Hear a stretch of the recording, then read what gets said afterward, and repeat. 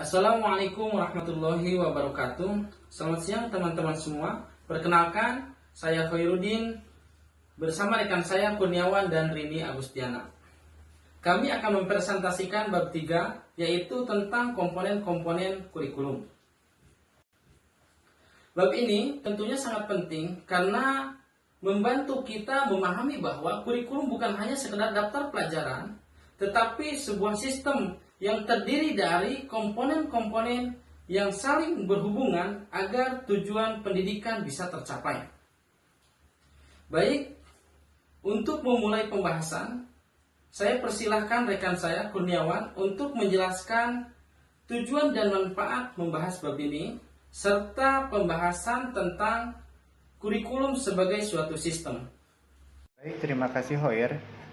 Teman-teman, sebelum masuk ke pembahasan yang detail, saya akan menjelaskan tujuan dan manfaat dari bab ini. Tujuan pembahasan dari bab 3 ini adalah agar kita memahami bahwa kurikulum merupakan suatu sistem yang terdiri dari beberapa komponen yang penting, yaitu ada tujuan, ada isi, ada strategi, kemudian ada evaluasi yang semuanya saling berkaitan dan berfungsi satu sama lain. Manfaatnya, dengan memahami hubungan antar komponen ini, kita akan yang pertama menambah wawasan untuk merancang dan melaksanakan pembelajaran. Yang kedua, dapat melihat hubungan antara teori dan praktek kurikulum di lapangan, khususnya di pendidikan luar biasa atau inklusif ini. Kemudian selanjutnya, sekarang kita masuk ke kurikulum sebagai suatu sistem. Kurikulum disebut sistem karena memiliki 4 ciri utama. Yang pertama, interaksi, yaitu setiap komponen saling mempengaruhi satu sama lain. Kemudian yang kedua, ada tujuan bersama-sama, yaitu diarahkannya untuk mencapai hasil pembelajaran yang sama. Jadi, kurikulum itu diarahkan untuk mencapai tujuan yang sama. Kemudian yang selanjutnya, ada pendekatan sistematis, yaitu setiap langkah yang dirancang secara terencana dan berurutan. Contohnya, ketika guru menetapkan tujuan pembelajaran, maka isi metode dan evaluasi harus menyesuaikan tujuan tersebut. Jika salah satu saja komponen tidak sejalan, hasil belajar juga tidak akan maksimal.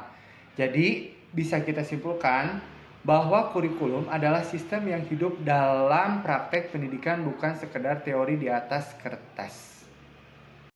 Terima kasih kepada moderator Kang Khairuddin dan juga Kang Kurniawan yang sudah menjelaskan tentang kurikulum sebagai suatu sistem. Nah, sekarang saya akan menjelaskan subbab selanjutnya, yaitu komponen-komponen dalam kurikulum, yang dimana terdapat 4 komponen utama yang saling berkaitan, yaitu ada tujuan, isi, strategi, dan evaluasi. Nah, yang pertama ada komponen tujuan. Tujuan ini merupakan arah atau sasaran yang ingin dicapai dari proses pendidikan. Tujuan menjadi dasar untuk menentukan apa yang harus diajarkan, bagaimana cara mengajarkan, dan bagaimana hasilnya akan diukur. Misalnya, tujuan pendidikan nasional kita adalah membentuk peserta didik yang beriman, berilmu, dan berakhlak mulia. Lalu yang kedua, ada komponen isi atau materi. Nah, isi ini mencakup bahan pelajaran, tema atau topik yang akan disampaikan kepada peserta didik. Isi kurikulum haruslah disesuaikan dengan tujuan yang telah ditetapkan, sehingga pembelajaran tidak keluar dari arah yang diinginkan. Nah, yang ketiga ada komponen strategi pembelajaran. Strategi ini berhubungan dengan bagaimana proses pembelajaran itu berlangsung, mulai dari metode mengajar, kegiatan belajar siswa, media pembelajaran, sampai dengan interaksi antar guru dan siswa. Strategi yang baik akan membuat isi pelajaran lebih mudah dipahami dan tujuan pembelajaran bisa tercapai secara efektif. Yang terakhir atau yang keempat ada komponen evaluasi. Evaluasi berfungsi untuk menilai sejauh mana tujuan pembelajaran telah tercapai. Melalui evaluasi, Guru bisa mengetahui apakah metode dan materi yang digunakan sudah tepat, serta bagaimana perkembangan siswa dalam belajar. Jadi, keempat komponen ini tidak bisa berdiri sendiri. Semuanya saling berkaitan dan saling mempengaruhi. Nah, sekarang saya akan menjelaskan subbab selanjutnya, yaitu keterkaitan antar komponen.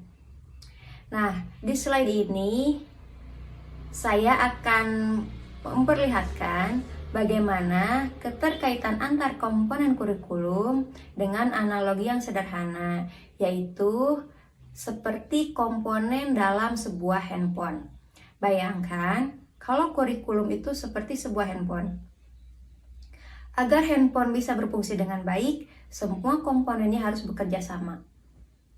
Mulai dari baterai, layar, sistem operasi, hingga aplikasinya. Nah, komponen tujuan bisa kita ibaratkan sebagai desain dan fungsi utama handphone. Misalnya, handphone ini dibuat untuk komunikasi, hiburan, atau produktivitas. Tujuan ini menentukan arah keseluruhan sistem. Lalu, komponen isi bisa diibaratkan seperti fitur-fitur dan aplikasi di dalam HP. Fitur inilah yang membantu kita mencapai tujuan utama. Kalau tujuan utamanya untuk komunikasi, maka fitur telepon dan pesan menjadi pilihannya. Nah, berikutnya komponen strategi pembelajaran. Diibaratkan sebagai cara kita mengoperasikan handphone. Seperti bagaimana kita menavigasi menu, memilih aplikasi, atau mengatur sistem supaya berjalan lancar. Kalau cara penggunaannya salah, tentu handphone tidak akan berfungsi maksimal. Begitu juga dengan pembelajaran. Nah, yang terakhir tentang komponen evaluasi, bisa kita ibaratkan sebagai fitur pengukur kinerja handphone. Seperti notifikasi baterai lemah, sistem update, atau indikator memori penuh. Evaluasi kan memberitahu kita apakah semua sistem berjalan atau enggak gitu, sesuai tujuan atau harus ada yang diperbaiki. Jadi, kalau salah satu komponennya tidak berfungsi, baik di handphone maupun di kurikulum, maka sistem secara keseluruhan tidak akan berjalan dengan optimal. Itu sebabnya kurikulum yang baik adalah kurikulum yang terpadu, sistematis, dan berkelanjutan antar keempat komponennya.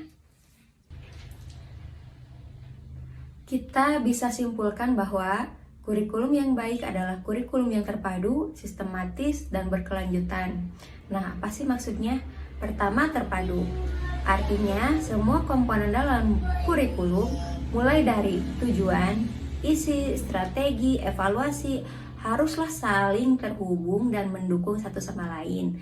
Tidak bisa hanya menekankan satu aspek saja.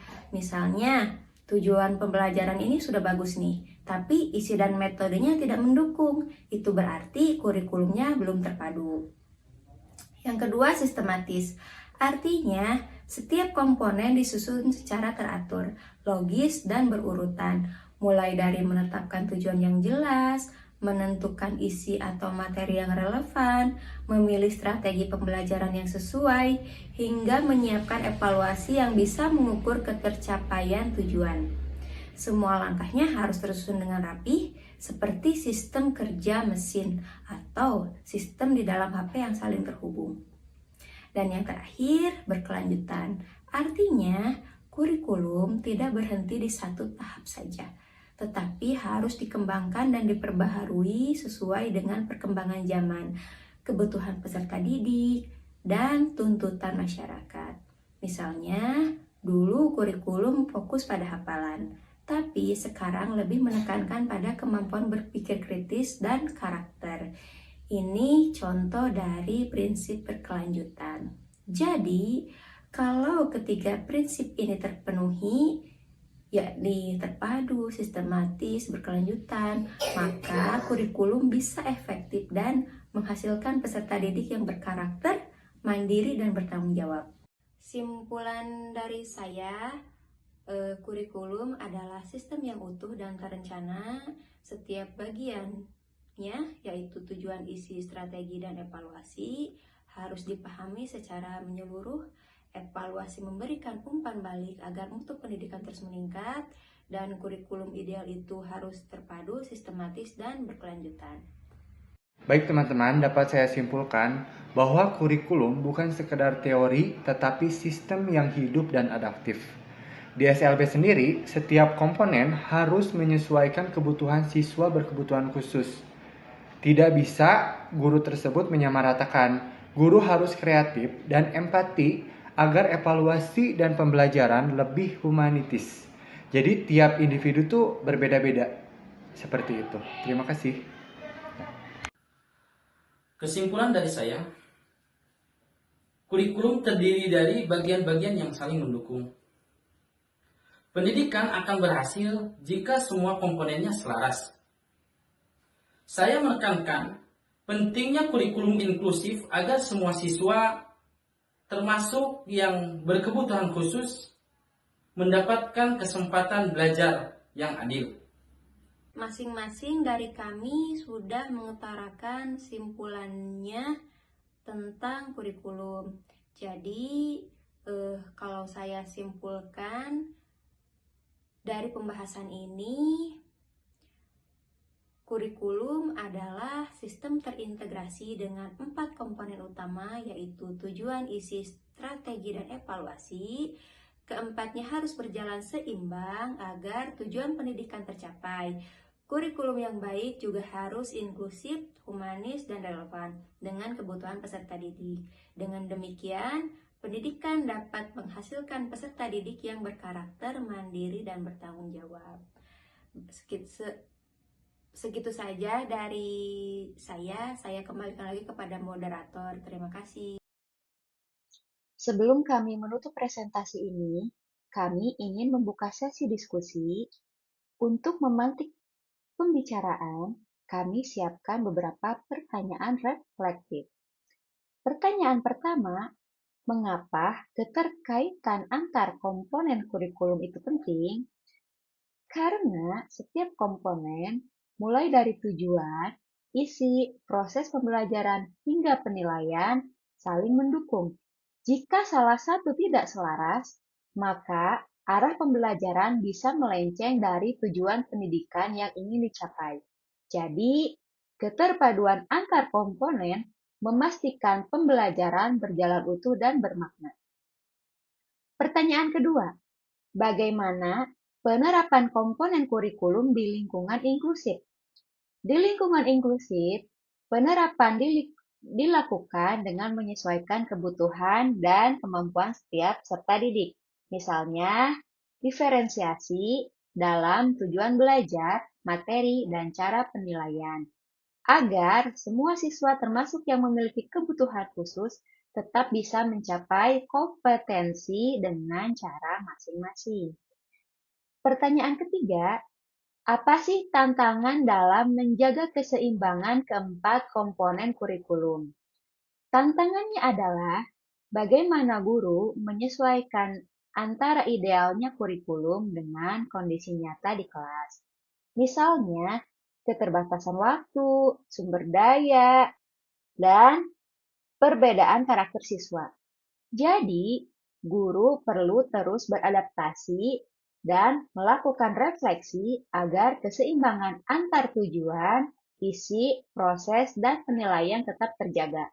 Nah, itu sedikit gambaran dari kami. Silahkan jika ada pandangan lain, pengalaman, atau pertanyaan tambahan, pernyataan dari teman-teman dan Bapak, kami sangat terbuka untuk berdiskusi.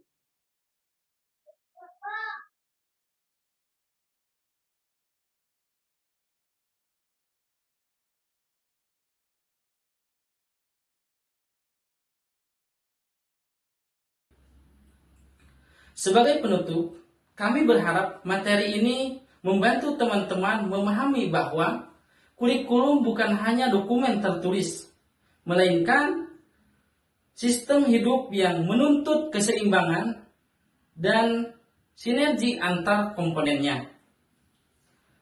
Terima kasih atas perhatian dan partisipasi teman-teman. Wabillahi taufiq wal hidayah. Assalamualaikum warahmatullahi wabarakatuh.